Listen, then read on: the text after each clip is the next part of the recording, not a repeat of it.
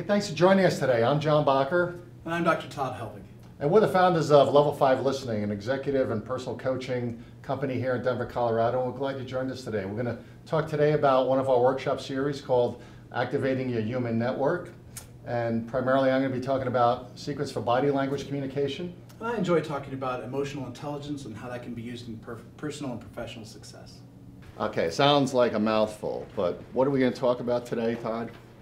Well, for me, it's always interesting to know a little bit about you all, because it's easy to talk to just general audiences with general information, but it's more important for me to tailor this information to John, to tailor this information to people who want to know something. Oh. Wow, good direction. So we start off with we're all different. In what ways are we different? In what ways are we different? Gender. Gender, okay. Backgrounds, experiences, How so? gives us a different lens to look through, right? Okay. Backgrounds. Let's stay there just a minute. Backgrounds. How are we different in terms of our backgrounds? Where we grew up, Where we grew up, problems we faced. problems we faced, Nationality. nationality. Okay. So some of jobs these. we've had. Okay, so some of these things come from nature, right? Some of it's our physiological makeup and who we've become based on the chemicals inside us and the abilities that we have and those types of things. And some of it's nurture, right? Some of it comes from where we can. Now why do we talk? Why would we want to talk about our differences? What differences do our differences make? Understand one another. To understand one another. Perfect. Wow, right off the bat. To understand one another. Because what we're talking about is we're talking about making connections between people. Now, I can only assume why some of you signed up for this here at Innovation Pavilion and others of you, but I would kind of like to know just generally kind of professions we're dealing with here. We get people from finance. Anybody from finance? Okay, good. Anybody from sales? People coming from sales? All right. Technical, engineering. Engineering? All right. Engineering too? Okay. John, what's something else? In the old famous IT world. IT. And part of today's presentation, when we met with Vic and the team here at IP, and who we've been working with, was, can you come in and give you a workshop to our technical professionals who sometimes talk here to audiences who are here, right? Who's IT guys, right? You've had that challenge, right? So how do we get both sides coming to a place of alignment?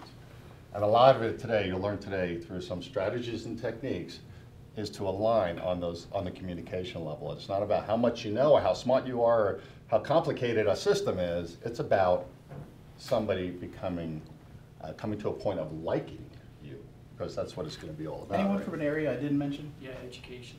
Education. Okay. All right. So when we talk about, and somebody mentioned this already, we're all challenged. We all have had problems. We've all had things that we've encountered. So what are some of those things that you all have encountered in terms of challenges, either with your profession or personally, things that you have found throughout your life that have been challenging for you, that you've worked with? This takes a little bit, you have to expose a little bit of your vulnerability here, right? You have to be willing to say some things, and it doesn't have to be super personal. But just some of the things you've found have been challenging for you. Well, like both the glass ceiling and harassment. Yep, I've heard that a number of times, yes. Shyness. Okay, okay. China? Persuasion. Persuasion. How so?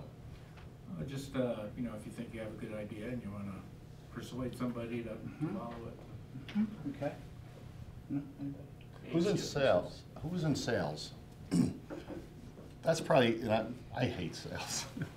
But we teach sales professionals all the time how to connect. That's what our workshops are all about, is connecting, so that you can get through over those hurdles and barriers. When you sitting down with a client, prospect, I mean, you've been doing it a long time, Jan, right? Yeah, 106 years. 106 years.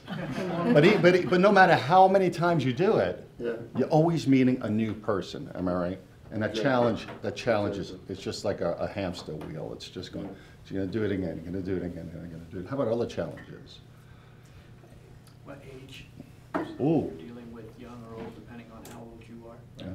We're dealing with a few of our clients are displaced in that 50 and over category, trying to figure out how do I compete, right? I think if I had to narrow it down to two main areas, and I've kind of heard what you all have said, and I'm thinking about the different clients we've worked with, and I see primarily making meaningful connections with other people, not just random, hi, how are you, what's your name, and walking on. It's making meaningful connections where it makes a difference to you what that other person is doing, and it makes a difference to them what you're doing, right? So it's making meaningful connections. And the other is effective communication. Communicating with people. And if you're up against a ceiling or harassment, that's quite a challenge to communicate effectively with people. It's quite a challenge to connect with people and to have that understanding between you. Anything else strikes at you? No, I love the, we call it working in a man, we just call it working in a man's world. We did a whole workshop.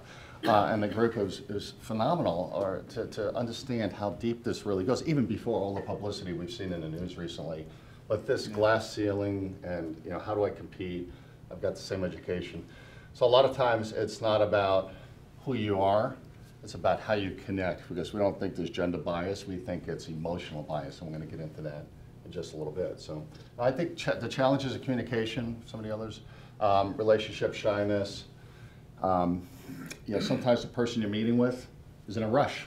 Sometimes you get into a meeting and realize, wait a minute, this person isn't even ready for me, didn't know I was coming. Is only going to give me 15 minutes, I really need an hour. How many people have been there, right? Any other challenges in that whole meeting? Because today is all about one-on-one. It's about you connecting with someone else. Any other challenges? To me, the key is getting something attacked my throat a few days ago. Getting them to share one thing that you didn't ask them.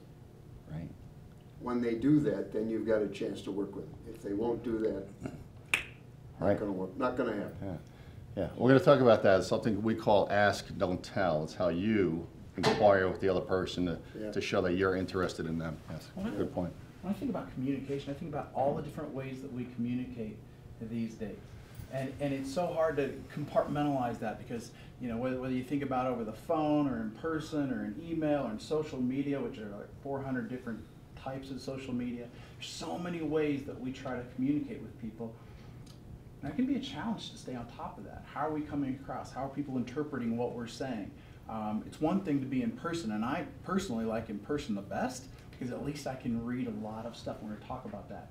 But when it comes more impersonally through email or social media, then we have to think about how is that meant, how is it said, how is it written, what's my previous exchange been with that person, and how do I fit that within the category of what we've been discussing. So it creates a whole new level of understanding when we talk about that kind of stuff. So any other challenges that you want to get through today? Because we're going to try to tackle all of those that we've heard about. Anybody else? Yeah, communicating with distributed teams. Oh, wow. In different places. Yeah. Wow. How do you influence them? Okay. Hopefully we give you the basics today. Today's more one-on-one, face-to-face, but I think we can elaborate on that towards the end. Let's make sure we come back to that. And your name is? Chris. All right, Chris, thank you. All right, so when we all, who's in business? Who's in business here? Okay. Anybody retired just coming to figure out how to deal with a spouse or a neighbor or something like that? It's amazing where our coaching goes sometimes. We start on with executives in the workplace and with the meeting room and leadership, and the next thing you know, we're talking about the neighbor. So it gets to be a lot of fun. The cool thing about the skills you're going to learn today is they're transferable, not only from your business life and your meeting and however you make your money, but back to home, spouse, family, and children. So that's a cool piece about this. The bottom line is, though, do people do business with companies, or do people do business with people?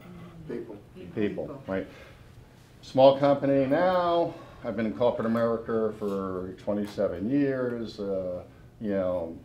I think the smallest company was 4,000. The largest company was 28,000.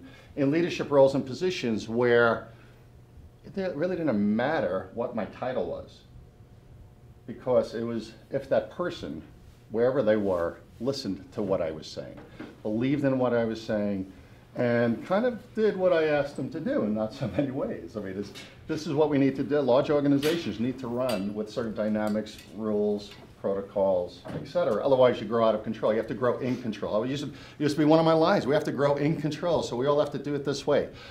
I could have said, please do it this way.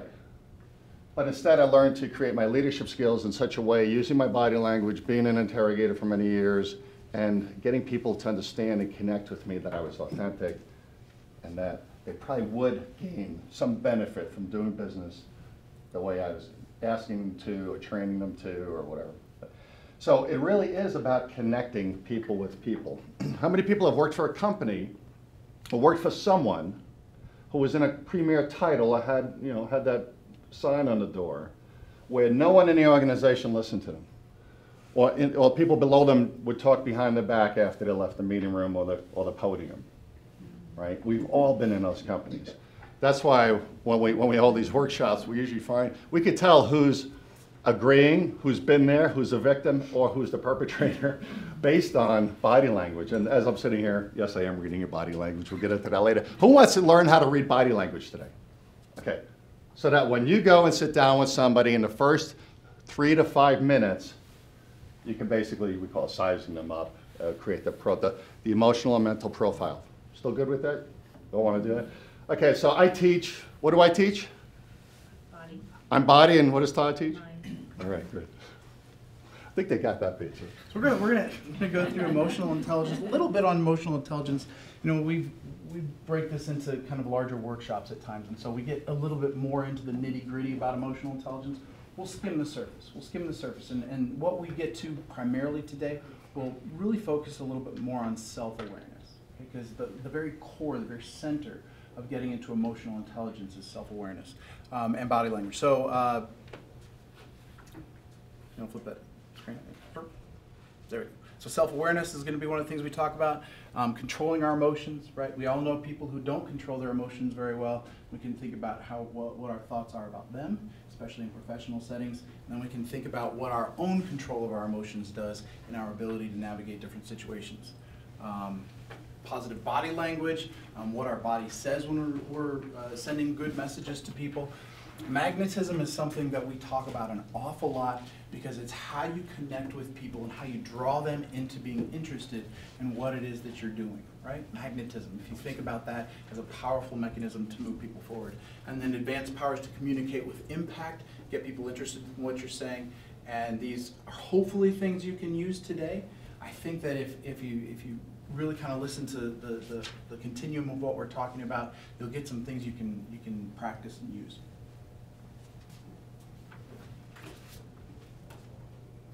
You want to talk a little bit about who inspired you? Absolutely. Yeah, so we all have people in our lives who took us from where we were to where we are today. And a lot of times it wasn't our parents. Okay? A lot of times it wasn't our relatives. But a lot of times there's people we worked with. Maybe it was a professor in school or a teacher in school. But at some point in life, there was 1 or 2 people who really made a difference. Anybody have one? Okay. So raise your hand if you had 1 or 2 people in your life. And I have 2, for totally different reasons. That may actually have 3. Gee. Keep thinking about it, but now you have to grade them. Okay, that was an A. Okay. So so the first page you have, one of the handouts I gave you was a sheet called Inspiration. Go ahead and take just 3 to 5 minutes, and very quickly walk through and write down, answer those questions for the one person you want to pick in your life who inspired you most. And this is for you. Point in your life. It doesn't have to be throughout your life. Just at a particular point in your life. What's somebody who really inspired you to do something, or to think differently, or to do something?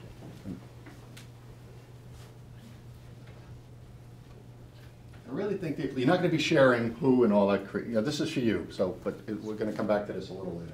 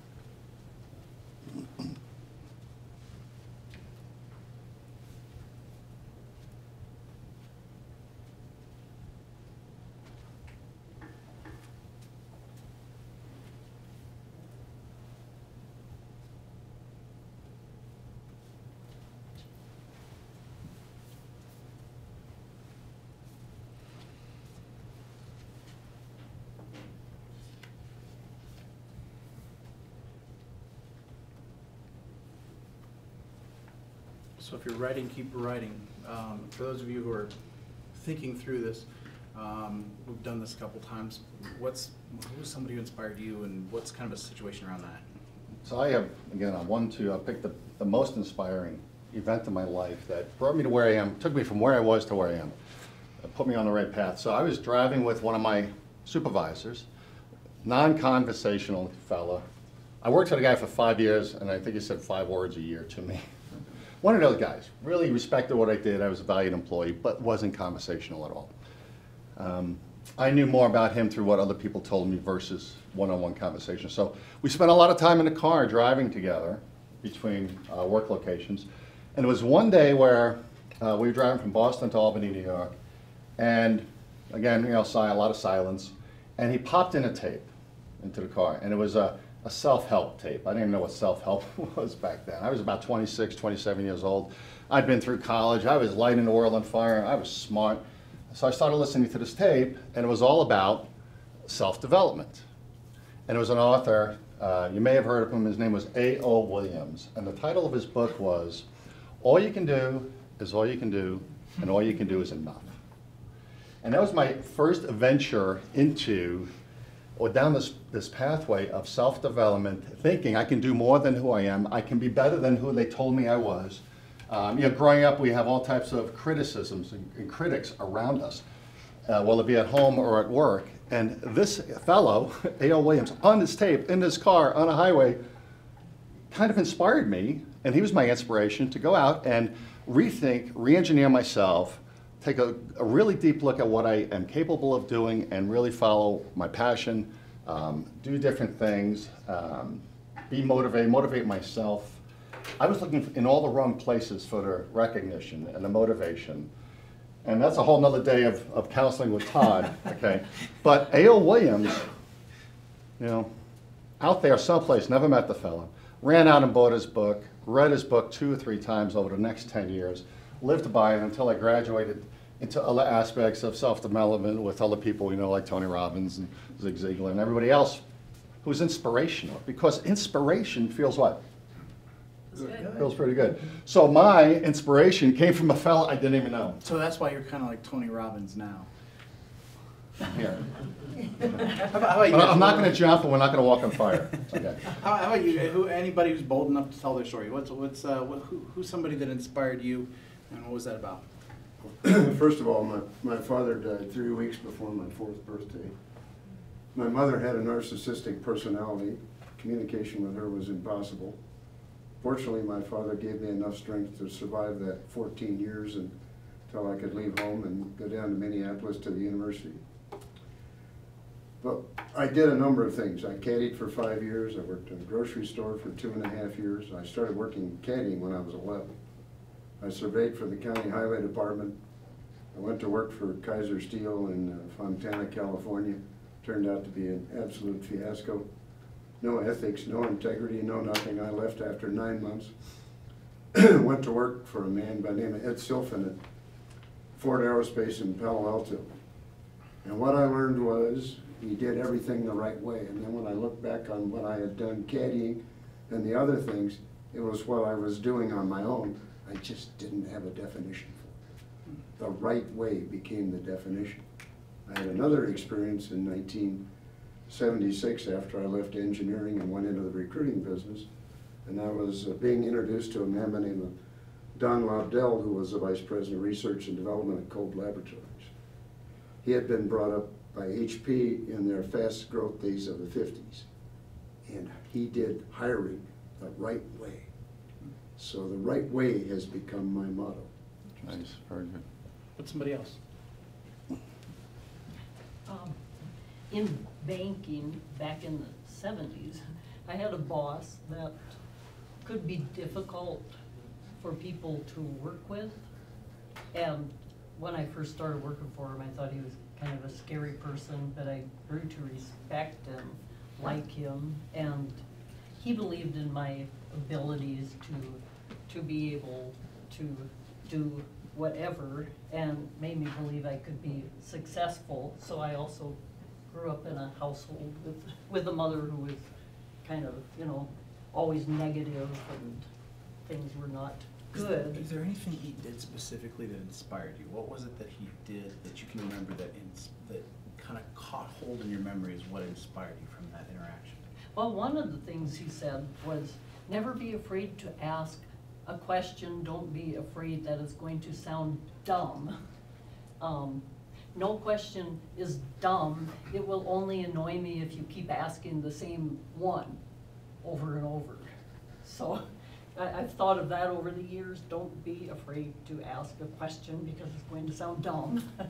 When I had staff, I was just to train them, you know, don't go to a meeting unless you're going to participate. Because what are you doing otherwise? You're just filling a chair. So you know, because there's so many people in that situation where we could be so much more productive as groups if more people ask questions. That was great advice. Anybody else have, is this a story?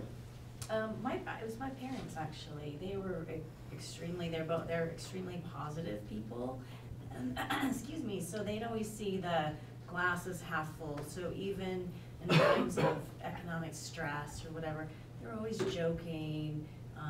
Their outlook on life is very lighthearted, and so you know, when I was in my early 20s, it was difficult. I had kind of that dark night of the soul.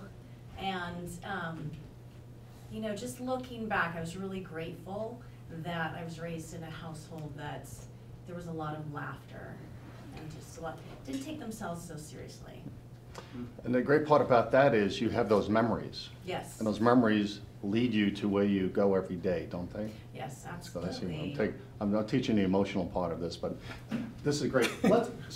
Let's take some words, some characteristics of the inspiration, and you all fill out your forms. So on the emotional side, the EQ is short for emotional intelligence, if you go read some books. The EQ is the emotional side of this. What do we look for in people who are inspirational? What type of characteristics do we want them to have? We just heard positive, right? Mm-hmm. So we have positivity. And we heard laughter. I like that a lot. Laughter. What else do we need in somebody to be inspirational? They teach. Teaching. Good listener. Ooh, listening. Genuine. Ooh. Empathy. John, I think our work here is done. Wow. What's some of your last word was? Empathy. Did you read the book? What's your name? Ty. Ty? Ty, and you are? John. John, okay, good. Great name. I agree. All right, now I want you to think about the people that you just described, the people listed on your forms. Think about them physically, how they treated you as people one-on-one when you were there, when you were with them, when you had that one-on-one experience. What were some of the body language pieces, characteristics they exhibited that you can remember? And sometimes you have to close your eyes and visualize those people if it was a long time ago. What were some of the best things they did that made you feel warm and welcome? She had a lot of confidence. They showed confidence? Yeah, she did, yeah, for sure. How did you see the confidence? Just the way she was standing there, the way she was communicating. because Posture. She knew what she was talking about. She was very Communication. well spoken. Okay. She didn't ever look nervous when she was talking about whatever we were talking about, because we were dealing with overseas companies and stuff, and so she just, and she had a lot of experience, and you know, you could tell by what she was saying that she took a lot of that experience into what she was trying to communicate. So you just did this. You think she was thinking about what she was doing when she was doing it? Okay, good. Always, you could tell. She was thinking while she was talking. She would think. She wouldn't ever say something out loud, like immediately. If something was coming at her and she had to process it for a second, she would. How many people do you know who overreact in the moment, both verbally and physically, who say things they shouldn't? I love this story because the average person out there, 90% of people out there, and this is why you're going to be different when you leave today. Who wants to be different when you leave today? Okay, just knowing this one simple piece, and if you're taking notes, great, we got a cheat sheet to give you at the end of the class. Knowing, it's all about what Todd's going to get into now, self-awareness. Knowing who you are and controlling yourself first makes all the difference in the world. So. Yeah, and she was one that inspired me all these years, because I think back, you know, how she always was. So I try try. You try, I don't but have you always missed? succeed, Have you missed but I along the try. way? Sure. We've all missed Not along the way. perfect. So today's about making this a big part, a primary part of our life every day, primary behaviors. Who else? Some more. NVB is nonverbal behavior. Okay, we call it body language, yeah. But nonverbal behavior is what we refer to in the psychology world of how your body reacts to your brain. So how about more behaviors? Dee Dee. Well, I have 4 people that have made, from childhood to present, vast influences on my life. You can't list me yet. You have No. to skip this one. John, I can list John. John, thank you. But I welcomed you coming in today, right? when I look at all 4 of them and the things that, from my grandfather, who was an extraordinary man, to my husband, and one was a CEO of a major company, and the other one was a CIA agent who, and I worked together. The one thing that I always, looking at this, is that whenever I went to talk to them or ask them something, they always looked at me. It wasn't something that So, they what were would you call just. that? Eye contact. It was eye contact, it was, they were directly engaged in what I was saying. Perfect. And how did that make you feel? Because the body language did something to you emotionally, which is your feelings. Well, how did it make you Most feel? of the time we walk through, we talk to people and we're doing something, we're in passing, and we don't stop what we're doing to actually look. My grandmother used to say, look, listen, and respond. And I think that's really important. That's think it's great. important Yep, if you're absolutely. with Have you ever read any books on emotional intelligence? Have you? lot. Okay, so this all kind of fits in. Now, the problem with reading is it doesn't force you to practice, and that's what we're going to do a little bit today. Because you can read and read and read and read, and then go out and make the same mistakes, right? Mhm. Okay. All right. Oops. Did I do that? Thank you, Ike. So a lot of these we can examine further through emotional intelligence, but when we talk about the brain, body, and mind connection, we're talking about the fact that our human system, who we are, is set up to have our thoughts and our memories and our emotions all tied in together, right? Even if you look at the composition of our brain, our memories are collected on the side, our larger motor cortex is up there controlling our behaviors, our thoughts are a complex combination of all those things going on, and right in the center of our brain on both sides is our emotional system. It's our limbic system, and it controls our emotions. And all of our thoughts and all of our memories are connected in some way to our emotions. And if you think about those things that you either think about the most or remember the most, 9 times out of 10, they're the things that have the most emotional content for you, right? If you think about those things, they have an emotional, you've attached something emotional to them, and that's part of that memory process. And when we think about that, and we think about our thoughts and our memories connected to our emotions, and what then controls our behavior, it's what we think. Right? It's what we think and what we remember that helps us make choices about what we do. And throughout the context, and we'll lay this out in terms of actual real life scenarios, but if you think about the way that it all plays itself out, what we think and what we remember and the way it's attached to our emotions controls those choices that we make, which chooses the behaviors that we do, which then determines what? The outcome, or our experience. And our experience is then cataloged again with memories and thoughts and emotions, which then creates the behavior, which then plays back into the experience, which creates the memories and the thoughts. And it's a cycle. It's a cycle, and our brain is set up to do that, and our physiology, our chemicals, everything that runs through our body, and our chemical reactions, skin reactions, heart reactions, all of that is all bound up in that same cycle. And so if you think about it that way, when we talk about our interactions with other people, How that comes out of us, if it's cataloged in a computer chip-ish brain of ours, how that comes out of us is primarily through our body language, and that's nonverbal, and then it comes out in the way that we control our words and our ability to use the language that we have. But what we know is the majority of what we say is with our bodies.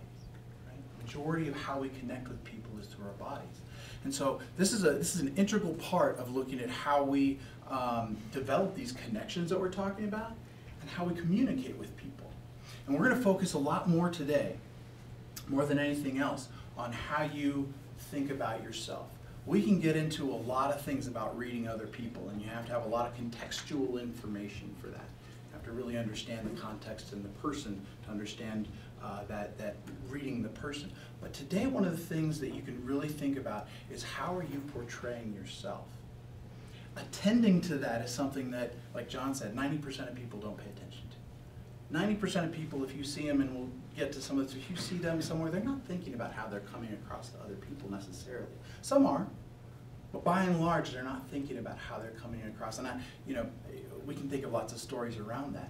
But this is an ability to pay attention to that piece and to understand how that then controls the interactions that you have. Because again, if our emotions are playing into our behaviors, and our behaviors are creating that interaction with people, then what we experience is going to be created by us, right?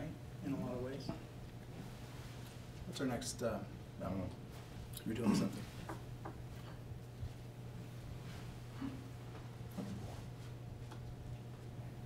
How are you feeling? What's your name? Greg. Great. How are you feeling right now? Okay.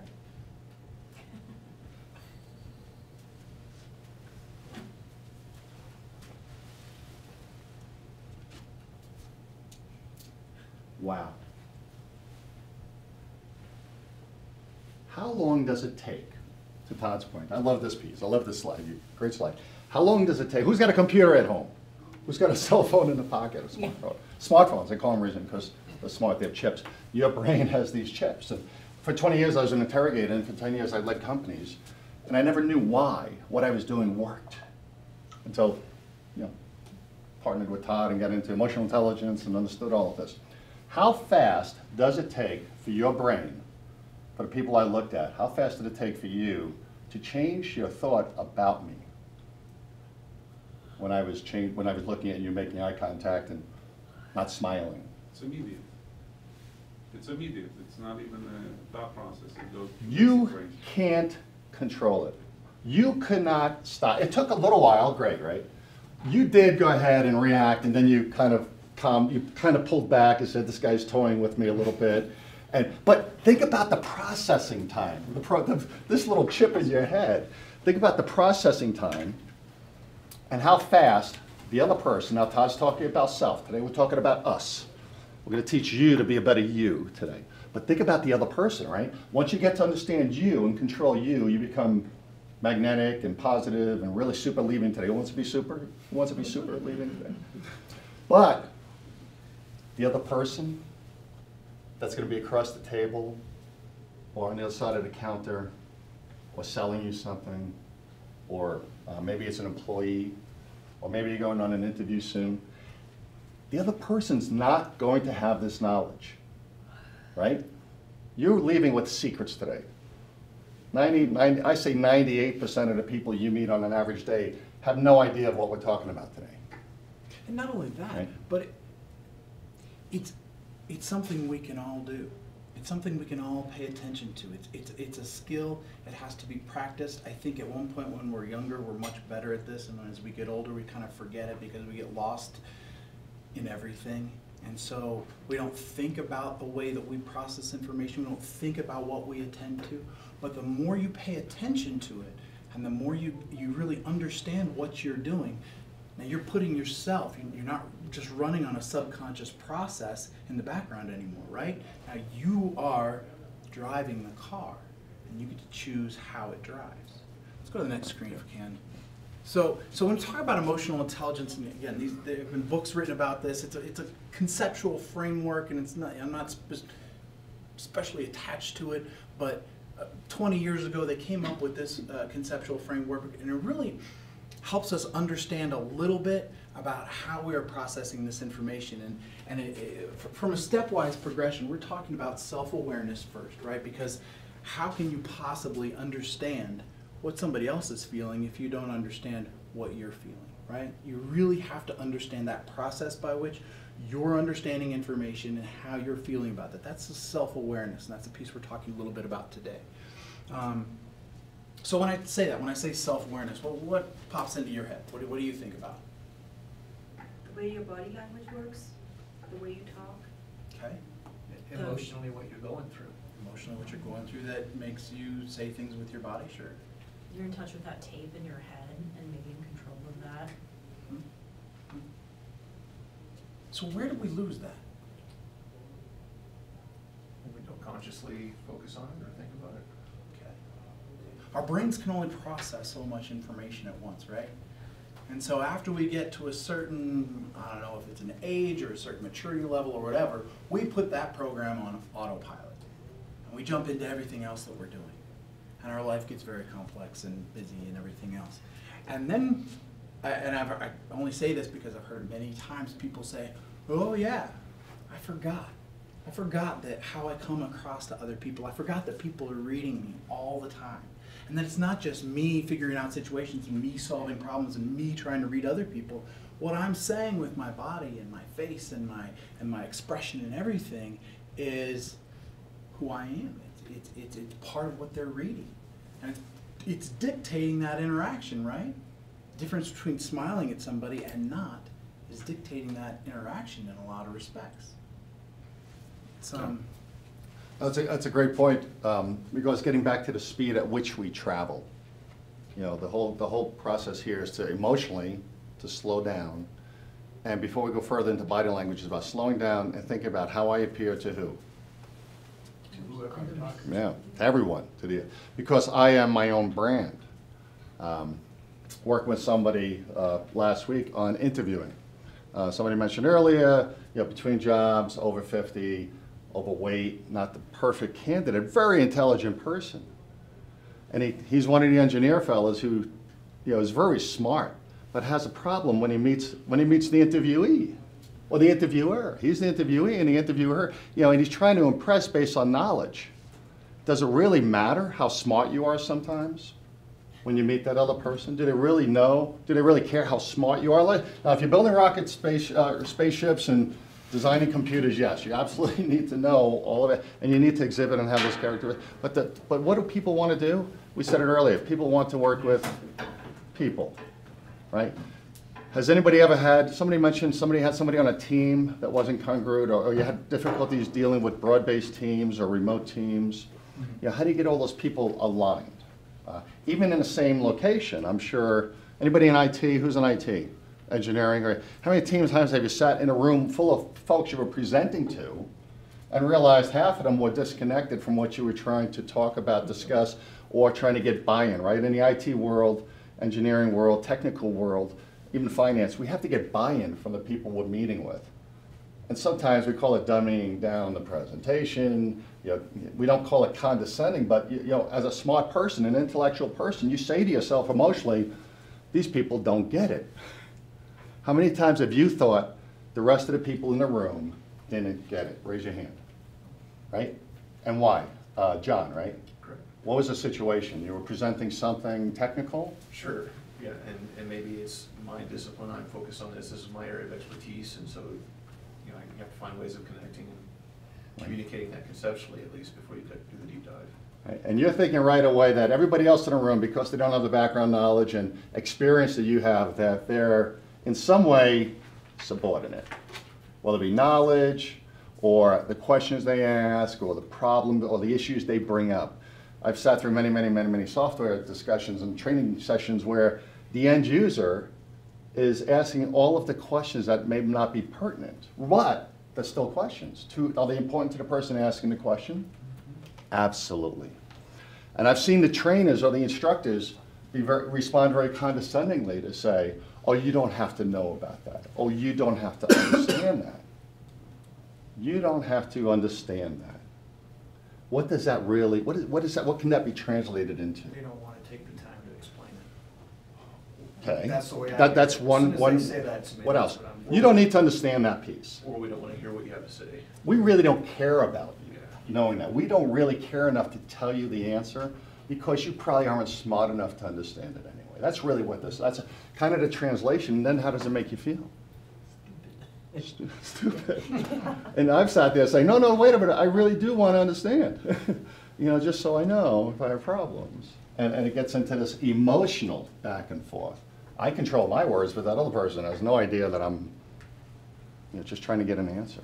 And despite that that's the conversation, probably what they're saying with their bodies that you've already picked up on, if you're the person asking the questions and the other person is the technical person, they're probably saying, you don't understand, and I can't really relate it to you. And you're probably saying, hey, I need a translator. We were talking to somebody just the other day who said, from the operations end of things, I've got technical people, and I just wish I had a translator in between the two. My operations people and my technical people. Because that interaction, when it doesn't happen, is all body language, right? And then it's not a positive one, it's not a productive one. So we're talking about how we take these emotions and express them out to make those connections and to communicate more effectively. Yeah, and think about how important that is when you're dealing in the IT world or technical, when you're thinking about $1 million deal. You know, I was in the insurance industry for a very long time, and I had to learn a lot of it on my own because I was indoctrinated to all of a sudden be in charge of risk management in a company. And boy, did I hit the books really fast. So when I sat in meetings with insurance folks on $1 million or multi-million-dollar policies for large companies, I was asking questions. And because they were the salesperson and they had their team, I was just a customer to them. They weren't self-aware enough to realize I really was asking specific questions. I really had a yearning to understand what I was going to be purchasing. And I could tell through that body language that they weren't going to get. They weren't going to tell me. Now, they had no idea what my background was. So I would keep prying and prying and prying, and sometimes I got the answer I didn't want. Or they had to tell me what they didn't want to tell me.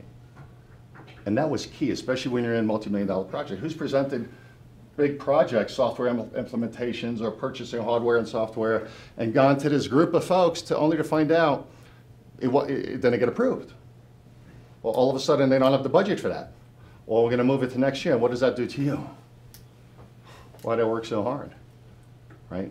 So we're going to get it. Okay, the reason I bring this all up in the connection piece is we're going to get into very strategic secret. I'm going to give you the secrets for body language now, but I don't want to move off the emotional piece until you guys are set on how fast and how important the mind connects to everything that's coming in this way and everything going out this way. Because the body language is pretty basic stuff, behaviors, but you have to understand where it's coming from, how it starts, how it initiates, how you can slow it down, and it all comes back to your brain and your emotions. It's interesting, we had somebody the other day who said, I get what you're teaching me all about this emotional intelligence stuff, but what I want to know is I have this really terrible boss who doesn't know anything about emotional intelligence. So can you teach me how to get them to know more emotional intelligence? The answer is no. I can't teach somebody to teach somebody else how to, especially if they're not interested, right? If they're set in who they are.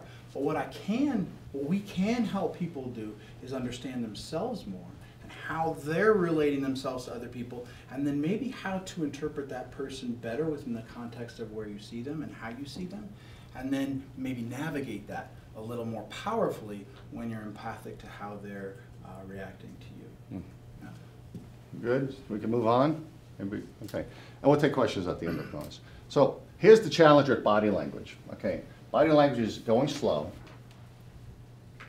being self-aware of who you are, and understanding that everything I do is seen by the other person. Kind of said that already, pretty basic. Okay, because the other person is going to be viewing you before they ever say a word. How many times have you made or created an opinion on someone when you met them before ever getting into a conversation? Everybody should be raising their hand. No, you wanted to raise hands, you were just. Raise your hand. Shake your hand. Shake your hand. Raise your hand. Raise two hands. How many times have you drawn an opinion on somebody before you ever met them? A lot of people do that to me. And well, I know why. And your name is? Mark. Mark. So What's they- my name? Huh? What's my? Joe. All right. So, being in sales, before you walk in the room, someone can not like you. It could be they remind you of their ex-husband, or some person they don't like, you look like them, or whatever, and immediately you can tell before you open your mouth, they don't like you or they have something against you. And now you know why that happens. Why does that happen? Who can explain? We explained a little bit of it. Why don't they like you? You said it. You gave us the answer. They may not like you because. Well, you remind them. Oh, stop right there. You remind them. What does that mean? There's a pathway in the brain. Yes. When they saw you, what happened really fast? This is a breakthrough, guys. Everybody give yourselves a hand. Congratulations. You understand, you clearly understand the basics of emotional intelligence, how this works, right? So Ty, right? Ty? Yes. Ty. So explain the pathway.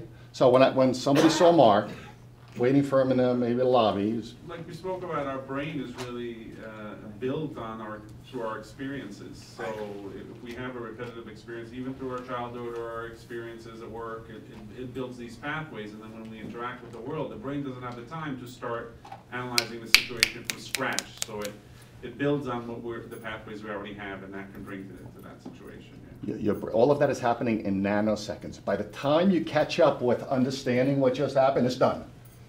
And I use nanoseconds, we understand that, right? It happens so fast, you don't even know it happened. Todd, you used to use, you have a great line. You do. I've learned so much from Todd. We never stop to think about how we think. Well, right? True. And so if I go back to the example, right? I go back to the example of you walk in and you can already tell the person has negative thoughts about you or negative impression of you, right? What does that start for you? So let's say you walk in and somebody looks at you and they go, right? What does that start for you? What process does that start?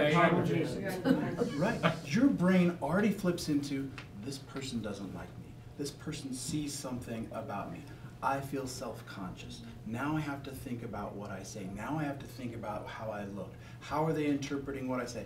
I don't think it matters what I say, because if I say anything, they're not going to hear it the way that I'm done, right? You've already negated yourself out of the situation by something you saw them do and reacting to what you think was you, right?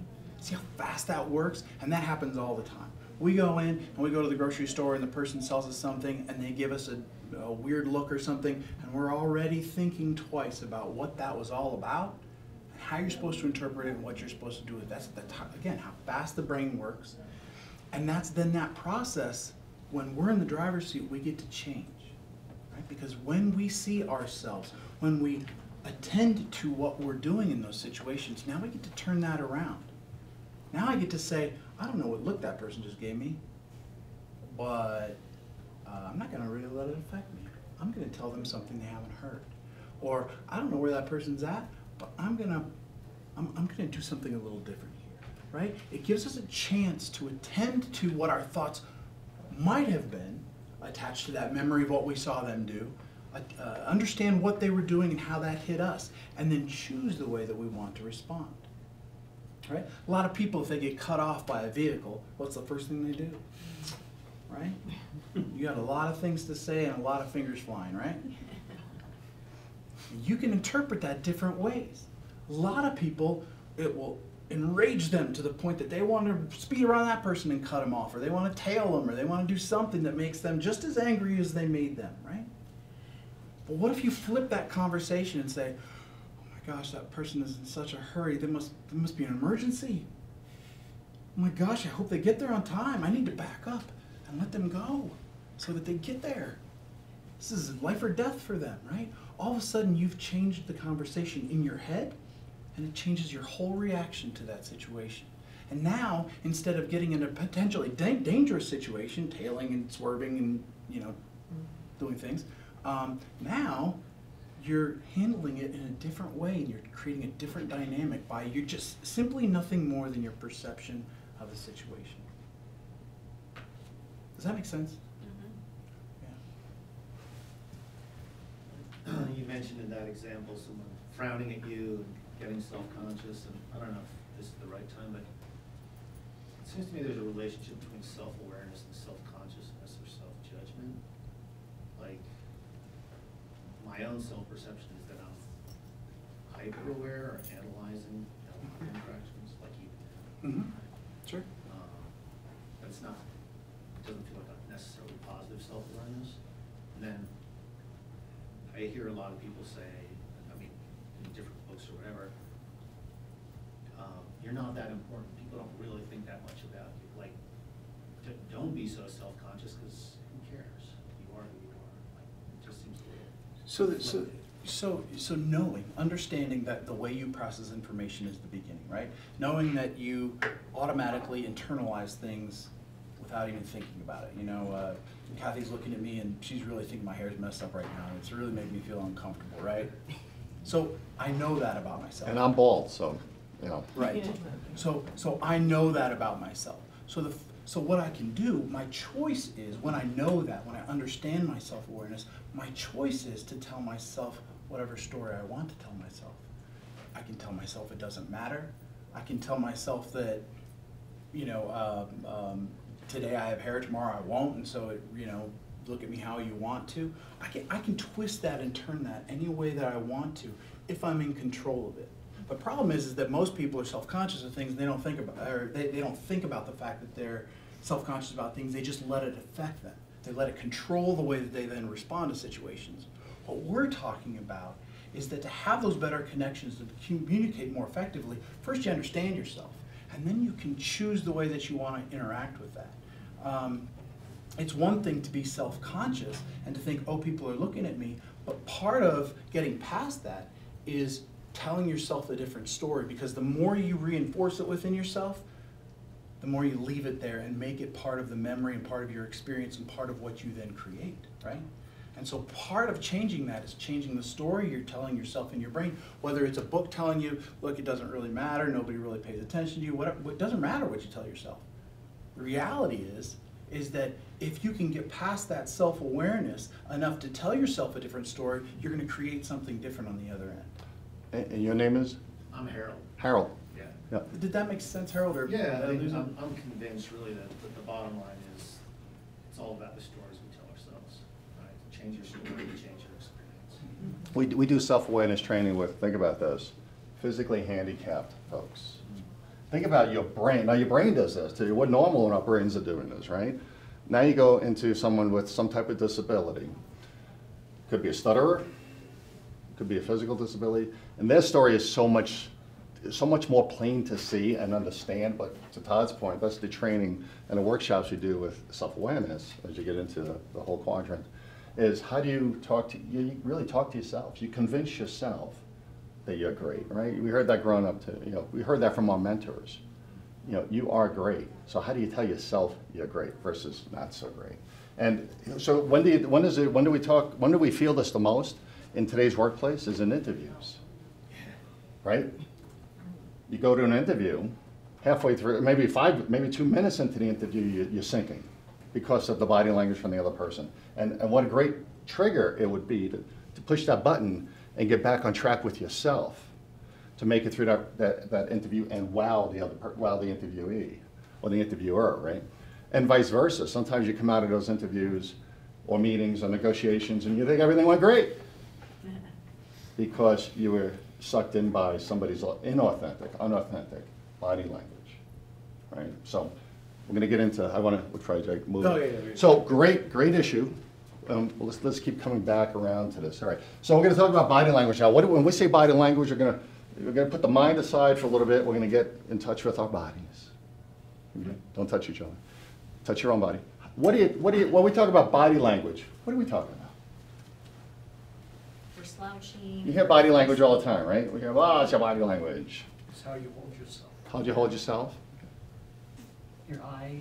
Your Your eyes are moving. Yeah. Is it just your eyes? Is it just your posture? Your hands. Or something else at the same time. Yeah. Or somebody could be facing you, but you can tell that they're not present. Like their mind is somewhere else, even though they may be have their body maybe in place, right, yeah. They're already on their next meeting or whatever. I worked at, here's a quick story. I worked with a CFO in a large company, a very public company here in Colorado. And he was new in the company, and he went to the big celebration dinner, big event we had, annual meeting, and he stood like this, you know, near one of the hors d'oeuvre tables and such. Really nice guy, great guy if you knew him, but he was the CFO. And he stood like this. How many people do you think approached him to shake his hand and say hi? Not too many. So anyway, you know, I got in conversation with him. I saw nobody talking to this fellow, and I said, you know, how you doing? How's it going? He goes, I don't know, I'm not connecting with anybody.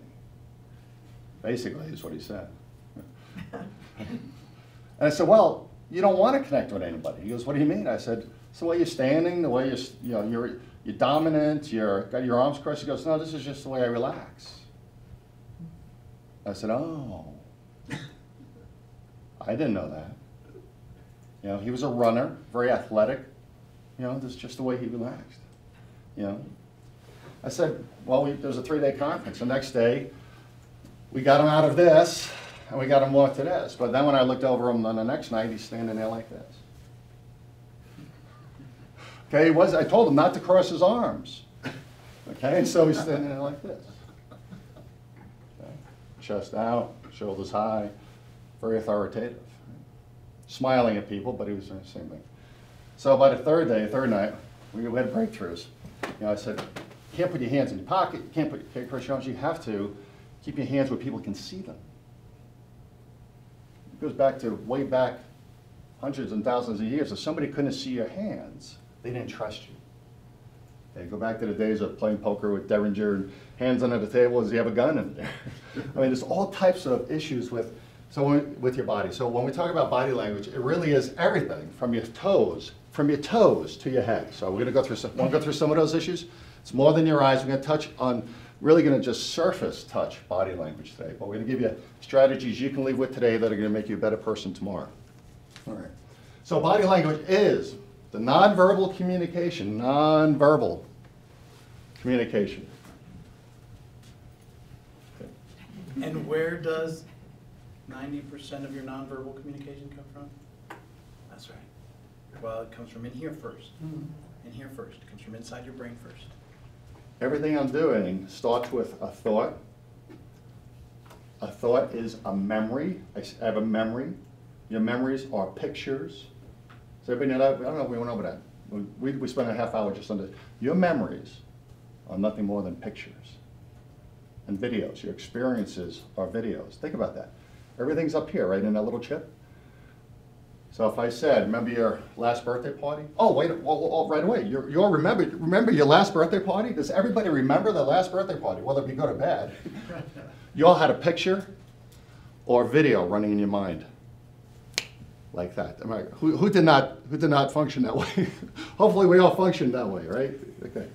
So body language is the nonverbal communication that involves body movement, expressions, and gesturing. You know, we have gestures. We have gestures. We talked about fingers in cars at traffic lights and different things, right? All right. What about this body language? What can we say about this body language? I think this is classic. Any poker players in here? Any card players? Okay. Good or bad body language? He's got a good hand.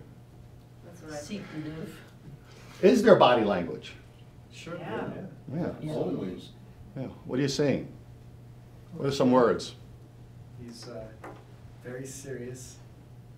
So he's got facial, Right. mouth, right? Right. His mouth. Remember, it's just not Can't see eyes. his eyes, so. Yeah, he Yes, may be he's not. looking at the audience, not his cards. He's trying very hard to hide. Yeah. He has his head tilted. That's a sumo wrestler. But he's trying to give the impression that he's not overly anything. If you look at his hand on the left-hand side there, it's very casual. And it's not like doing anything other than just kind of sitting there, and so it's kind of deceiving. If you look at him, he's throwing mixed signals out there. If you ran the video, you probably wouldn't see his hand moving much at all. He's very, do you think he's aware of what he's doing? Yeah. So on a scale of 1 to 100, where's his self-awareness right now? About 98. Yeah. Yeah. And if you want to see great body language in practice, there's two places to look. Is all the poker shows on TV, watch the players, or just watch a political debate. There may or may not be controllable body language in those scenarios. So yeah, so this person is absolutely practiced and learned and coached and aware of his body language and self-awareness. Not only is he aware of his body language, but that's the thing he's trying to cover up, isn't it? Mhm. He's got the hood, he's got the glasses, he's got everything that's all zipped up and everything. I mean, he's got it so tight that there's very little of him that you can actually read. And that's what he's trying to do. He's trying to keep you from being able to read any of that body language should something appear. But as he knows, as most of us can know, that it's very, very hard to hide every clue. It's so stupid though, when wearing sunglasses playing cards like that. I can almost see the cards in the glasses. What is it? And now we'll go from interrogation to I spy. Yeah. That is awesome. Okay, very good. All right. You're all learned in self-awareness. You've had great discussion and conversations around body language. Let's draw some conclusions about this group. Let's assume they're waiting for an interview. They're all here for the same reason, right? What type of body language are you seeing displayed? Well, they're nervous, crossed feet, looking down, a lot of them are. Would you hire, who would you, out of that group, I'm sorry, your name was? Greg. Greg, who would you hire out of that group? What's he hiring for? Second, well. Yeah, what's he hiring? Who would you pick if you had to go out and interview somebody? To me, the most Far right. confident person there is the second from the right, so, because she's actually looking at the camera. And you have no idea, okay, who else? Would anybody else hire any one of those folks? I would Or hire- want to interview, or knowledge being equal? The first The guy guy on the right seems more Yeah. open and Yeah. ready to go. Yeah. The first one from the right. He's thinking. First one on the right. How do you know he's not staring at a mouse? It doesn't matter. His mind is engaged. Okay. I think the guy on the left, Yeah, he looks like he's trying to think about what am I gonna do when I go in there. Great suit. very composed. Great suit, great haircut, right? And he's Wow. got no He's papers kinda or focused notebook there. or whatever. He's overdone. He's not gonna get that done. I've hired a lot of people. You know what's amazing? Okay, what's amazing is, you all did what everybody else does to you. Who said it earlier? Draw conclusions and opinions without ever saying a word, without even meeting him. Was it Mark? Yeah. Walked in sales? Yeah. You are getting sized up in the waiting room, in the lobby, wherever you are, in the meeting room, in the park. I tell people, we coach on interviewing. When do you get ready for your interview with this person in the office? And I'll tell you a secret. Now, well, in the morning, you get ready. Okay, let's assume you're dressed right, you've got your stuff, you got your resume. Okay, technically and physically, you're good. You go to the location for your job interview. Or your meeting. You're doing a sales pitch, or you're presenting a project, or meeting a new boss, or getting a new job, and you're starting on your first day at a new headquarters. When do you think it starts? When are they sizing you up? The minute The moment you walk enter in the door. Parking lot. Parking lot. I'll tell you the secrets. I was in charge of risk management corporate security for 30 years. We watched you arrive. We looked to see if you were ready getting out of the car. We watched to see if you were putting your tie on in the parking lot. But we didn't do this today. That's That's good. Don't think companies or principals of companies or people you're meeting aren't doing that. We'd sit around in a room and watch the security camera, and the bosses would decide whether or not you were prompt, prepared, et cetera, et cetera, et cetera. Or you're a last minute Charlie. Are you running into the lobby, straightening your tie, and, you know, putting your chapstick on so you know what you see to wet your whistle. All of these little things comes into, you know, how prepared are you and what people are thinking of you. So, And the other point to that is that it's not that you can't do that. It's not that you have to over control it. It's just to be aware of it, right? It's not bad to put your chapstick on. It's not bad to walk a certain way. It's just being conscious of it and knowing that people could be watching what you're doing, and you want to be thoughtful about what they might be interpreting from what you're doing. Right. And again, it comes back to me, it comes back to I, self. How, and today's workshop is all about us, me. How can I be the best person so the other person thinks well of me, right, in a positive way? And as we talk about these skills, as we talk about knowing yourself and attending to yourself, the whole idea is that when you refocus on how you want to present yourself and you practice it, you don't necessarily have to attend to it all the time, because it can run in autopilot on some level because you can't attend to everything. But it's your choice to create that presentation that you want to present, knowing what you know, so that when you go in there, you're doing what you already wanted to do to begin with. So out of this group, would we think about meeting, hiring, talking with one or more, or how many people? Maybe one? 3. Maybe 3, okay. Okay, look at this group. No, whoa, wait a I minute. mean, their attitudes are just completely They're different. smiling. They're the same group, and I know, but they're enjoying Something themselves a completely little different. bit more than they were 2 seconds ago. Yeah, wow. I still got the same all 3. of them. Somebody obviously said something funny because they're all laughing almost. Yeah. Can you change your attitude sitting alone from dismal to happy?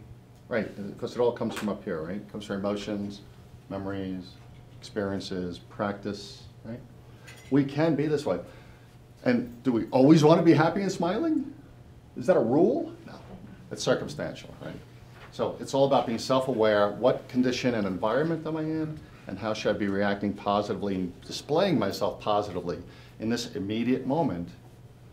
And that's what you think about. That way, anybody who sees you thinks that way about you. We hear this all the time. I don't think it's in this workshop, but first impressions are what? Lasting. A lasting. Or first impressions are everything, right? Think about dating.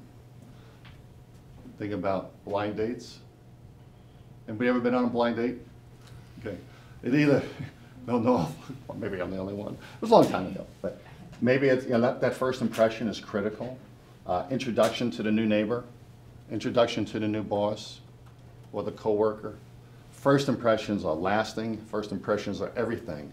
So our goal is to have a great first impression. And this is more typical of today. We're living in this millennial world. Can we be as judgmental, or should we be as judgmental in how we see people today in our workplace and environment? No, we should not. Correct. I think it depends on Unequivocally. what you're hiring for. Right.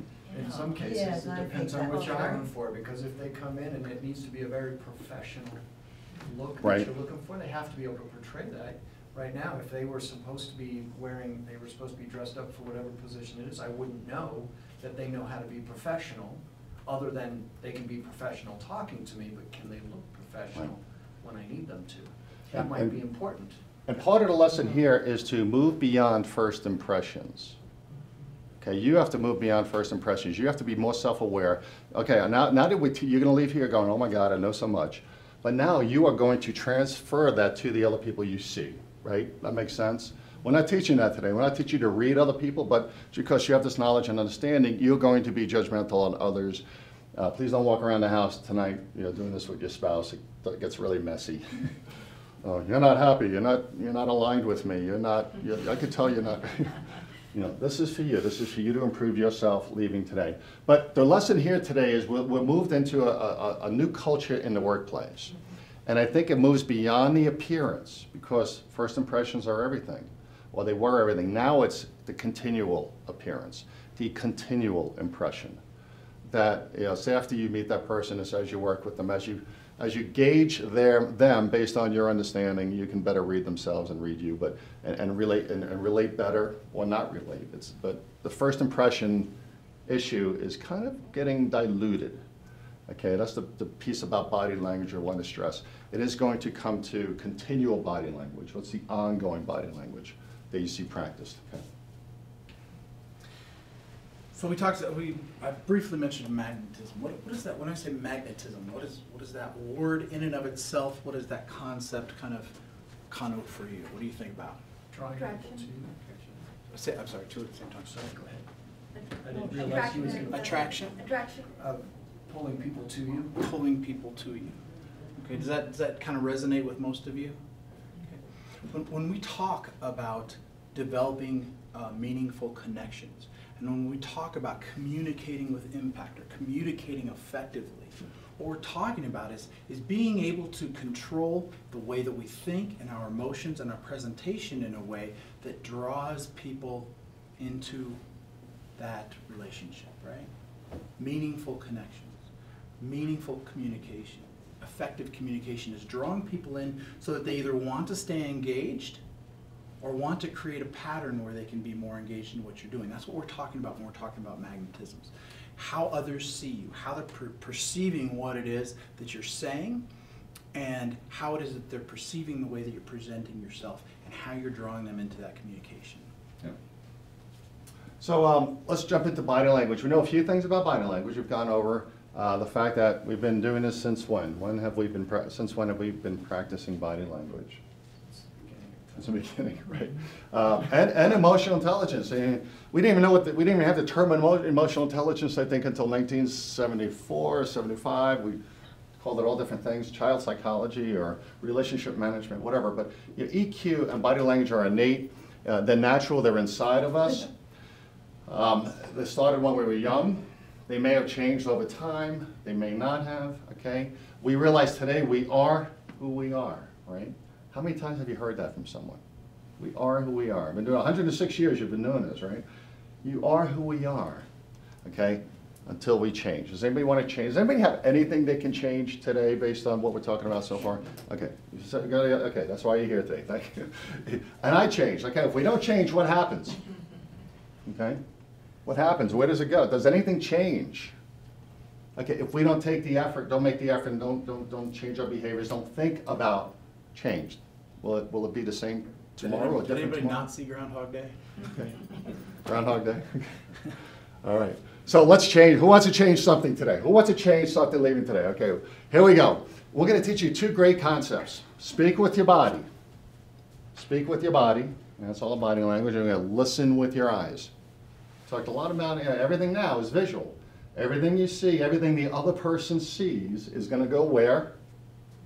It's going to go into the brain. It's going to be an impression. It's going to remind us. It's going to recall a picture or a video of an experience. And that person is going to go ahead and make a decision about you based on what they see, okay?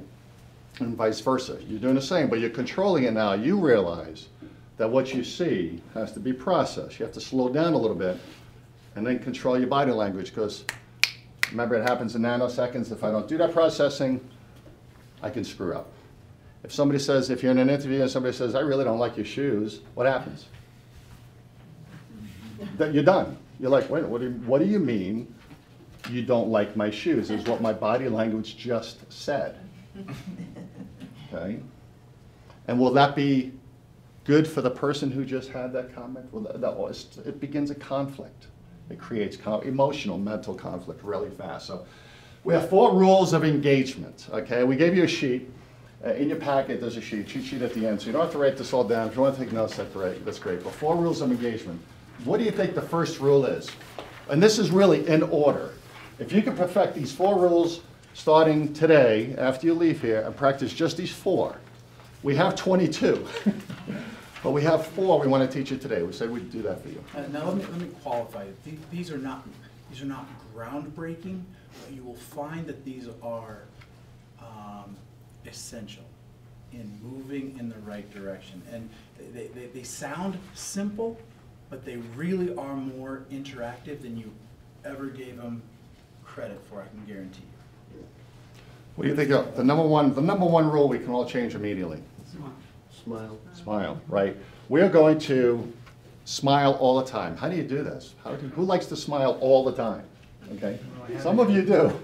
Some of you I've met before, and you have been, John, you just smile, smile, smile. Aisha, smile, smile, smile. Okay, how many people do you meet that aren't smiling all day long? Quite a bunch. When you walk into a meeting where there's a varying level of management or titles, you know, there's 10 people in a room. How many are they all smiling? Probably not. Okay, well, what can you do? Smile out. You can smile.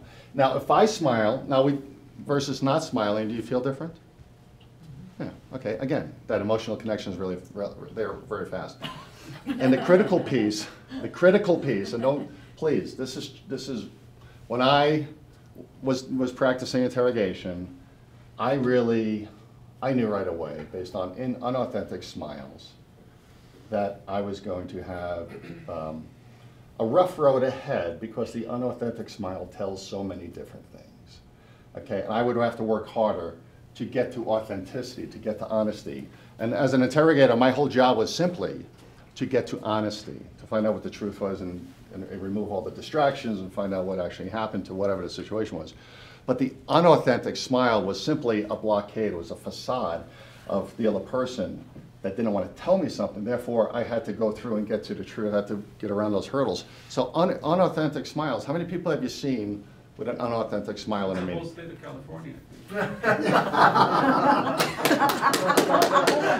Watch any news channel, any news program on TV, right? And watch the person answering the question. And we teach, when we do all the other workshops, we teach about smile, the timing, God bless you, timing, and we call it sequencing, and the smile connected to something else. And there's all types of different scenarios to watch for. But you, remember, today's about you. How can you portray yourself and be beneficial? How you can have benefit tomorrow in what you do?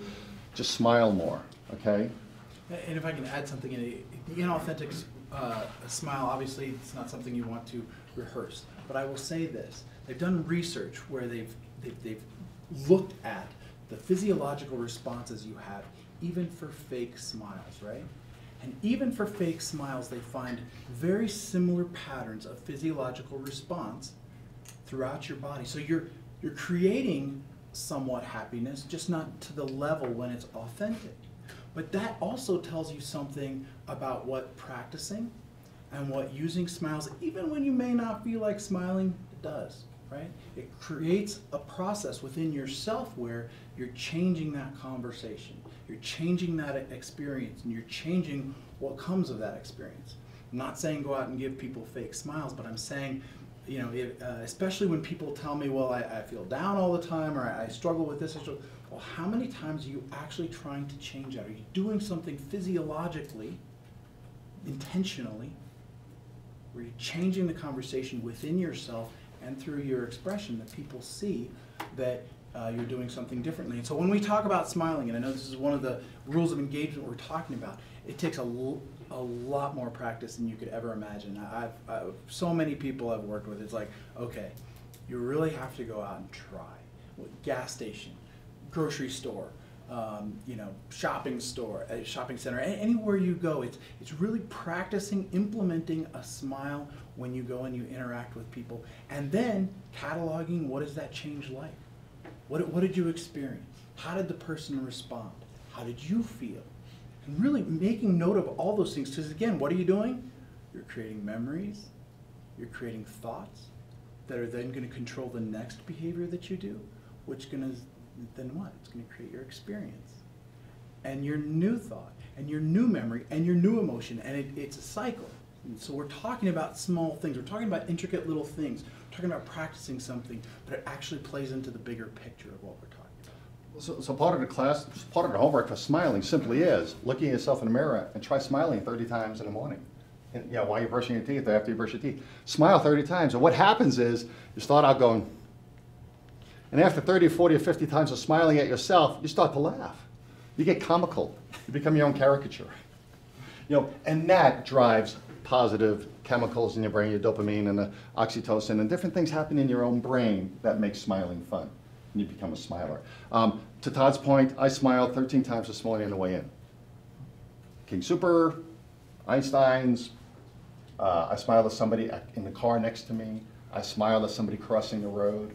I smiled. Did I have to smile? No. It was my choice. And because I love smiling now, think of me, I'm the smiling interrogator. I was not always a smiler, so it is possible. Practice makes perfect. And smiling is the easiest and #1 thing we can all do, simply to have that best first impression. Okay. What do you think rule number 2 is? Be welcoming. What was it? Be welcoming. Be welcoming. Open your arms. Yes. So how many of you felt welcomed by Todd today when you arrived? so I don't know. How many of you felt more welcome by me? Yeah. And we do that exercise, and we do that in our classes explicitly to have you practice. Because like anything else, practice makes perfect. I intentionally tried to stay up here, disengage. I mean, I know I said hi to some of you who walked in, but I intentionally tried to stay disengaged so that your primary engagement was John as you walked in. So you would have that, and you might be able to compare the difference between, and you all have done this, you walk up to somebody and they're on their phone, they look up at you, they look away, they're on their phone, and you think, are you really engaged with me or not? You're really paying attention while this interaction is really meaningful to you? Is it really valuable to you that we're connecting right now? Because it sure doesn't seem like it. How many felt welcomed when I said hello today? Raise your hand. Okay. How many of you felt that it was important, that it was cool? How many felt that it was like you were recognized? Okay. And all of that, remember, is just a memory, because who did all this for you? Where does that come from? Right? As kids. Again, we have those memories. There was somebody in our life that welcomed us. Now, I didn't welcome you 20 years ago, but Ty, right? Or 10 years, we never met before. But did you feel welcome today when I... Yes, definitely. It wasn't because of me. It was because of somebody in your life that created that experience and that memory for you. And I could tell you have it, which is cool. And that comes back that fast. That's how this thing works. It is in some way mechanical. Pretty cool, right? Remember the chip, the memory, the experience. Really neat stuff. Wow. All right, rule number 3. What do you think this one is? We talked a lot about this today. Eye contact. Right. All right, eye contact. We have almost an hour's worth of workshop on neurolinguistics, which is really cool. But for the most part, we're just going to say eye contact is important as long as it's direct. Okay, it doesn't mean I stare at you for the whole 45 minutes we're together. Okay, what does having direct eye contact do for you? How does it make you feel if somebody has direct eye contact with you? Like you're engaged. Engaged. We said some of these words before. Acknowledged. Acknowledged. You're listening. You're listening. Wait, with your eyes? Right. How can you listen with your eyes? Sends a signal, right? Right. Sends a signal. Sends a signal up here, right? Okay. Interest. You see two lovers across a table. We love people. My wife and I love people watching at a restaurant. Who people watches at restaurants? Can you tell who's been together, like who's on a new date, who's on a first date, who's on a second or third date, who's been together for 30 years? You can tell just more times than none, just through eye contact or lack of direct eye contact. Okay, so the problem is this. In meetings, interviews, negotiations, counseling sessions, giving somebody a review, trying to explain a project, trying to explain why the computers or software is necessary, explaining why it's going to cost so much. Right? What does this do to you when you're you're that presenter and the other person does this? What does it do? Kind of cuts it right off, doesn't it? Right? So what's your challenge? If you get disconnect from the other person, what's your challenge? Re-engage. Re-engage. Keep it going. Slow down, because we don't want your emotions to go back to reverse, which Todd talked about earlier. You see somebody disengaging, eye contact, looking away, distracted. All of a sudden, it's like in that interview process, you're like, you can't let yourself say they don't care, or they're jerks, or they're disengaged, or I'm wasting my time. That's what your brain will do. The trick is to understand that this is how it happens. Stay positive, re-engage, reconnect. We can teach you techniques later how to do that. But don't let the emotional piece impact what you're trying to get accomplished. I think the other thing is when we go to self-awareness, we're talking about, it's not that you can't disconnect. It's understanding when you disconnect, what message you're portraying, and if you want to portray something differently. There are plenty of times when we have to disconnect because there's something else going on. But there are other times when we want to make sure that we are connected and we have that eye contact. And if you can't do that, or if you find that you're drifting away from it, what is that about? Are you self-conscious? Is there something inside you that's making you want to pull away and feel uncomfortable that you need to manage a little bit so that you can actually have that kind of meaningful contact that you want? That's what we're talking about, self-awareness. That's why we're talking about it coming out in eye contact and why there's that practice that's involved in it. You know, understanding emotional intelligence is preventing the self-conscious thoughts and that little voice in your head to take over. You have to control that so you stay on the right track. Right? Okay. And the last, we said this just a minute ago, the last rule is probably most important because this speaks volumes to communication. Listening. Listening, right. Very good. So these are 4 basic concepts that you don't have to have classroom studies, workshops, activities, homework. Your simple homework is to go back and practice these. So listening is listening with your ears or is listening with your body? Body. Okay? Again, we said body language is from your toes to your head and everything in between. When I listen to someone, I want to be attentive in so many different ways. We want to be engaged. We want to show interest. We like the poker player, we want to control our hands. How many times have you been talking to somebody and while you're explaining something, this is what they're giving you all of the nonverbal feedback to what you're talking about. Okay? And and they shift in their seats so they cross their arms, or they look down, or they look up. All of these little indicators, we call them micro-expressions, we call them indicators, we call them triggers. It's all body language that can give you an answer that tells you what the heck is going on in the other person's brain in response to what you're talking about, presenting, or explaining. And it's cool because when you see them all of a sudden react adversely to what you're presenting, you can all of a sudden switch gears and take a new path and re-engage them and get those people back on track and then try again, whether it be in sales or project management or employee or staff management. And the trick is to understand all this stuff happens, to watch how it happens to other people, to make sure it doesn't happen with you in other scenarios.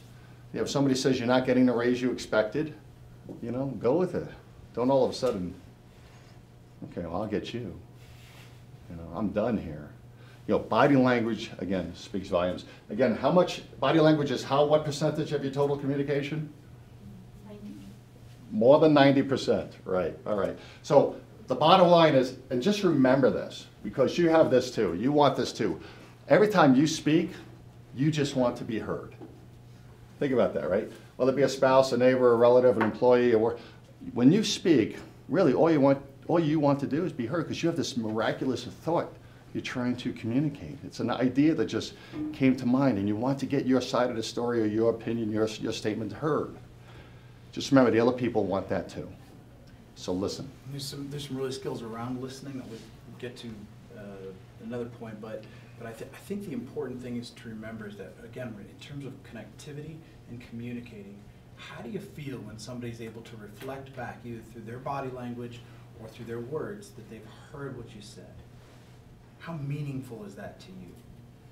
For most people, it means something, because it means that now you've got this relationship where they understand where you're coming from, where they understand the communication that's happened. And if somebody's actually able to reflect back or rephrase what you've been saying, wow, they really understood me. They understood what I was trying to say. It's a powerful skill, but again, it comes with practice. Yeah. So remember, your challenge is to listen correctly, become an active listener, because the average person is listening to reply. You ever think about that? You ever see people just, even I have to control that sometimes because my thoughts are flowing so fast, I'm ready to give you an answer versus sitting and understanding, and the other person can recognize that body language or lack thereof, lack of listening, and it kind of it dilutes the whole event, right? So really, it's what you don't say, the message today. Hopefully you got this. It's what you don't say verbally that's critically important. It's what your body says. So again, we can go through each one of these. We probably don't have time to go through each one, but think about how knowing a little bit more about emotional intelligence and body language could improve your relationships. Multi benefits. Think of examples of that. I mean, these are all examples of different ways in which understanding emotional intelligence, what's going on in here, how it's creating that pattern, how you're creating cycles in your lives, physiological reactions, play themselves out through our body language and impact all of these different ways that we're connecting with others and communicating. Okay. So let's review the 4 rules of engagement. What was number 1? Can we all do that? More? Number 2? Welcome. What was number 3? Eye contact. There you go. And what was the final one? Exactly. 4 basic skills, not complicated.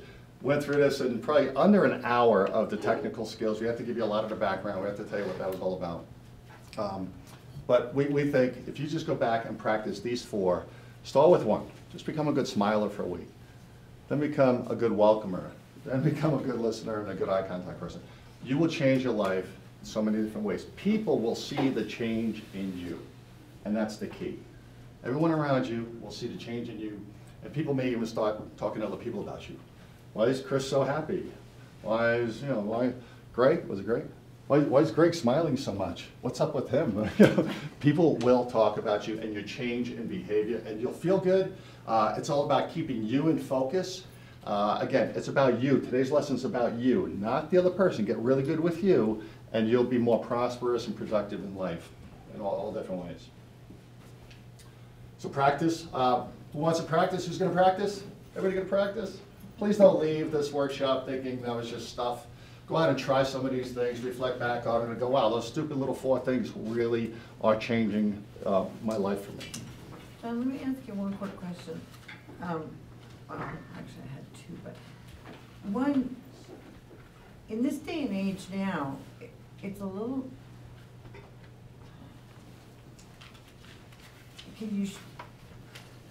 I grew up that to be welcoming included not just eye contact and the smile, but it also included some sort of physical, the handshake or whatever. Now, if you touch somebody's shoulder, good gosh, I'm so sick of hearing all this crap, I can't even see straight. I'm serious, and I have been in a bad situation like that, but gosh, get over it, okay? So what are some of the things that you can do to be welcoming, I guess, that don't include physically touching somebody, because I don't want to physically touch anybody anymore. So from a body language perspective, it's going to be individual, okay? It's going to be circumstantial. If it's a family situation, a relative, a neighbor, I might be touching their elbow. I might be giving them a hug. Somebody asked me, are hugs out of against the law now? No, they're not. We can hug people, but it depends who they are. But what's the relationship with the person you're being welcoming to? But on average, portraying yourself in a welcoming and open manner is what we want to portray today and teach today. Being this versus this. And shaking hands is a whole half hour. We can shake hands for a half hour, shake good ways, bad ways. And that's event, based on the event and the circumstance. Is it a one-hand handshake, a two-hand handshake? Do I touch the elbow? Do I touch the arm? Do I touch the shoulder? All of it is circumstantial based on the event and the relationship that you already have. So wade in the water before you jump in the pool. Go slowly into the welcoming piece. I know people, in a workplace, hey, I can welcome somebody from down the hall, And a wave is good, a wave is simple, and everybody waves. So be a little different because you want the other person to remember you, and what's most important, that they like you, right? Well, and put the smile together with the welcome. That doesn't work. But that works. Again, there's 22 different pieces to body language we teach. The raised eyebrows are significant. Shows interest and openness and honesty, believe it or not. Simply raised eyebrows versus scowls. So we teach all of this stuff. But to answer your question, wade in the water before you jump in the pool and figure out what works for you based on the person you're with.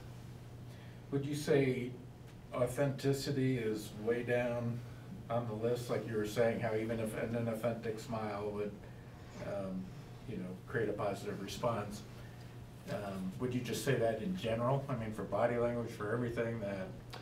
Authenticity shows through your body language more than it shows through your words. So authenticity is going to be at the base. It's one of the baselines we look for in building a relationship, especially first-time relationship. I want to see how authentic you are in the first 5 minutes I meet you, so that I can decide what type of conversation I'm going to have with you. I want to know if it's going to be good or if I have to spend 10 minutes building rapport and relationship. So authenticity comes into building rapport, which is the first 5 or 10 or 15 minutes of any meeting where you don't know the other individual. Now, if you know each other and you're getting together for meeting after meeting after meeting, you kind of don't need to do this practice, this exercise. But authenticity is innate. You either have authenticity or you're not, and people can tell. And can't you tell when you meet somebody who's not authentic? You have those experiences, you have that emotional understanding. But then you go into what we call testing. You know, if you sit down with somebody initially and you don't trust them because of that gut, we call it a gut feeling. It's really an emotional feeling. Your gut feeling is really coming from up here. You go into what we call testing, and you start this stupid little conversations about stupid stuff just to see what the response is. Now, people don't know they do this, but everybody does it. It's innate. And sooner or later, we either feel comfortable with you and I continue, or I don't feel comfortable with you, and you know the conversation goes sideways. But you all do it. So authenticity is critical to every conversation and relationship. And I think it's a matter of attending to yourself and what you want to project, knowing the situation, and then when you get into the situation, knowing what it is that you want to portray to that person. If inauthenticity is not what you want to portray, then you need to figure out how you go about making that connection in a personal way that's comfortable for them, but in a way that's authentic for you. Does that make sense? Because even with touching people, I hear what you're saying, because I'm a kind of a, I like to touch, I'm just that kind of person, but I also have to know that 9 times out of 10, it's much better to find a personal way to connect with people, whether it's just a gesture or something, than it is until they know me and we have a personal relationship to be able to pat somebody on the shoulder or something like that. So I guess with the 4 rules of engagement, that's more about being welcoming. So would you say that welcoming is more what your goal should be rather than being authentic? Well, what we talk about is all of these skills we teach are body language and emotional understanding, and body language skills that lead to authenticity. Okay, and here's the challenge, Chris, is if you like who you are today, you don't need to change. But I think in talking and emailing back and forth with some of you guys, why are you coming to the class? You want to be somebody else. You want to improve something about you to have better relationships in whatever you do. So the 4 basic skills we're teaching are the basics that everybody can practice starting tomorrow. And you can decide whether or not that will help your individual approach to relationships, how you get along with people and not get along with people, how you communicate and not communicate. But if you are who you are, if you want people to like you for who you are today, that's fine. But you have to decide if that's productive for you or if you want to change something that gets you better outcomes. And all of this stuff has, honestly, for the most part, gotten better outcomes for people in one way or another. And a lot of people have left saying, I am who I am. Like we said, we are who we are until we decide to change. So it's really about becoming humbled and deciding, wait a minute, I want to change. And I've had people over my course of 30 years, supervisors and mentors and colleagues say, hey, stop doing this in meetings. Don't do that in meetings. Don't talk over people. Let them finish. So those little things have helped me progress and understand the self-development piece that I talked about earlier. For me, that was a big transformation. Yeah, okay. All right. So to practice, hey, maybe you got a spouse, colleague, or a neighbor, or a coworker, or a supervisor, or even a subordinate who can become a coach or mentor for you. Have somebody who can give you feedback. Okay, and this is critical to your change in behavior. We wanted to do an exercise, but let's do this real fast. On the back of that inspiration sheet is something called transformation. And just read through the questions and take like 2 or 3 minutes. You don't have to answer every question. Maybe do this at home. Go back and reflect on some of the stuff we talked about today and see if any of it is valuable enough for you to go and change your behaviors or the way you think or your body language to have better outcomes. This is really just your reflective exercise.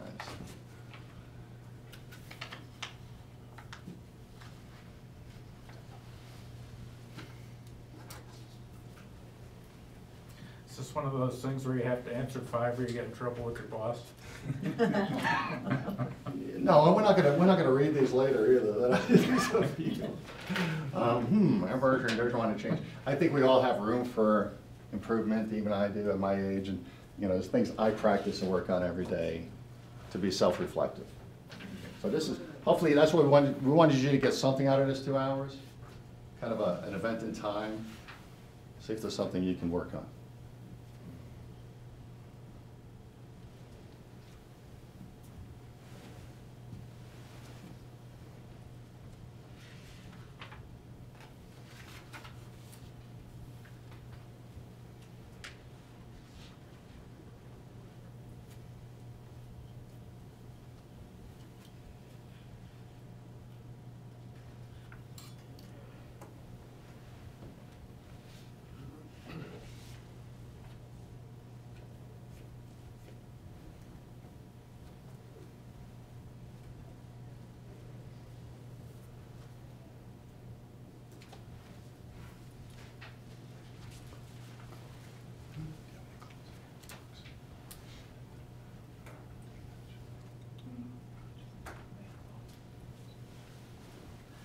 While you're finishing that up,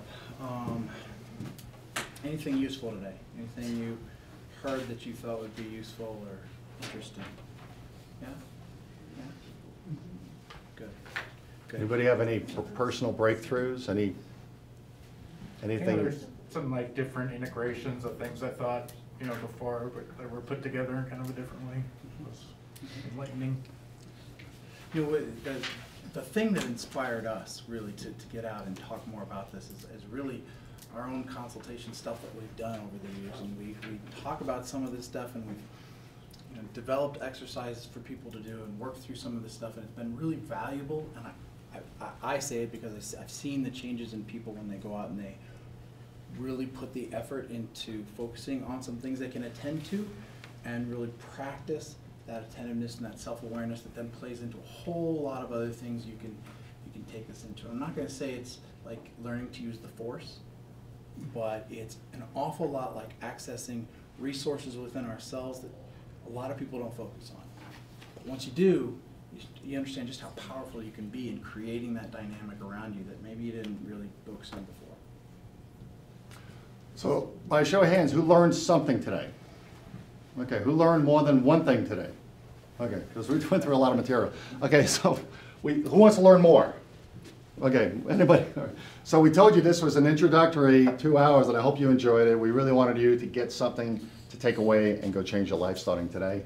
So, but we do have our ongoing connections workshops, and we are setting up a new class with the Innovation Pavilion team. Thank you, Yoan, Vic, and everyone here, Carrie Ann, everyone in Innovations Pavilions. We're launching a workshop for IT, basically for technical professionals, but as you can see, our material and content really fits anybody. So we'll be launching these starting next month. It's a 3-month course. It's six sessions, 12 hours. Now, I can't even tell you what Todd's rate is on my rate. You can call me. If we did this hourly for you, it would be very expensive. We have private clients, but we are taking 30 students. Either through the community here. We have a couple local businesses that are going to be sending folks over, so they're interested in this as well. It's a totally interactive class and workshop that goes over all of the advanced emotional intelligence thinking processes, how it relates to you, all of the nonverbal and body language techniques that we kind of hit on. We only touched on 4 today, but like I said, we take you deep into the 22 different pieces that we teach. In March, it kicks off in March with EQ, all of the chemical reactions in the brain, why we do what we do, why we get happy, why we keep doing what makes us happy. Empathy, we talked about empathy. Somebody mentioned empathy earlier today, right? Building rapport, baselining is where do we start when we meet somebody? And how do we progress? How do we know where to start with somebody when we're building relationships? Active listening and micro-expressions, everything your face does and tells. You watch this stuff on TV and I spy movies, but it's real science behind how all of that actually occurs and how the face really answers questions you ask people to talk about. In April, we'll move into posturing, all of the extremities. It's really fun stuff. Matching and mirroring. We talked about mirroring, how you can get someone to like you just by reflective body language to what they are doing. It's kind of simple and stupid, but it actually works and is productive. Neurolinguistics is, I can tell if you're interested, I can tell if you're lying, I can tell if you're distracted just by watching your eyes and your eye movements in reaction to all of the conversation we're having. I can tell when you're lying, telling the truth, looking for an alternative answer. And then we get into timing and sequencing. The magic is watching all of this stuff as it occurs with the words or in the meeting and putting it all together. We call that clustering. When you put it all together and you practice this, it's amazing how you can navigate and be in control of the meeting or the conversation or the negotiation. By May, not only are we putting it all together, but there's so many more different ways that we can help work with the conceptualization of what we're talking about, because we've walked through different things, you've practiced different things. Now we can talk about managing meetings and insights for interviews and leveraging your leadership. There's a big piece of leadership comes from emotional intelligence and how to read people and how to navigate those relationships so that you can be the best leader in the room. And in the end, we actually do, it's really fun, is video role playing, where we actually record role play scenarios and you critique yourself and group critiques, and we laugh and but it's actually real life interactive display of your emotions and control of your emotions to be a better communicator. So it's a two-part series. The first meeting each month is all of the instructional training and teaching. Then we give you homework and you come back the second session in a month and we go over your experience and your results and your challenges, and we fine-tune your skills in that segment, and then we move on to the next month. If you did this separately with us, it would be over $1,350. You can go on our website and see all these different courses that we offer. But for IP, for Vic and the team here, they asked us to put this together for the technical professionals, and we're offering the whole class, the whole 3 months, more than 12 hours worth of training. That's less than $30 an hour when it comes down to it, for $375. So we think that's a super deal. And again, thank you, Innovation Pavilion, for helping us out with that. Giving us the space and letting us do it right here what's convenient. That's 70% off our list price, and it's a limited time offer. We think it's a super deal. Of course, there's a 100% money back guarantee. If this doesn't do what you think it needs to do for you, we give you your money back. And if you don't want to make a decision today, again, we're limiting to 30 seats. We have some filled with the external companies, but we still have room. You can go out to our website. We'll leave this open till tomorrow at 4 o'clock on our website. The offer's out there if you don't want to sign up today. And it's on our training tab at Level 5 Listening. So that's all for you guys. I hope you take advantage of it. Or tell others. Oh, wait a minute. There's a bonus. Forgot about the bonus. All right, there's a bonus. Anybody think that the offer's so good so far? All right, so we don't know how we're going to do this, but we had to agree to this. Vic said we need this because people come to workshops and they leave and they don't do well, and it's books on the shelf, or it's stuff that they didn't get encouragement to do, and they got frustration. So we've agreed to, for the 60 days following the end of the course, to do 2 sessions of one-on-one counseling with each participant, which means twice we'll get on the phone with you. It's on the phone, it's not in person, but we'll go through your challenges, how you're doing, your progress. Again, that's for 2 additional hours after the whole course is completed. And again, there's your money back guarantee. And we hit our 2 hours right on the dot. You hit our 2 hours right on the dot. I know, I've been watching the clock. So let's hear it from me hitting the 2 hours on the clock. All right, what questions do you guys have that we didn't hit on or answer for you today? Because you guys were super. Thank you for your interactive If you wouldn't mind participation. going to the back form and giving us a little bit of information, a little bit of feedback about what was useful for you, what was not useful for you, just so that we get a sense of, because we do this introductory thing a lot of different places, so it'd be helpful for us to hear, what was meaningful, what we should. And if nothing else, give us your name and email address, because we do forward out and make accessible to you a lot of free content. And we send that direct to your inbox, video segments, tips and tricks and secrets.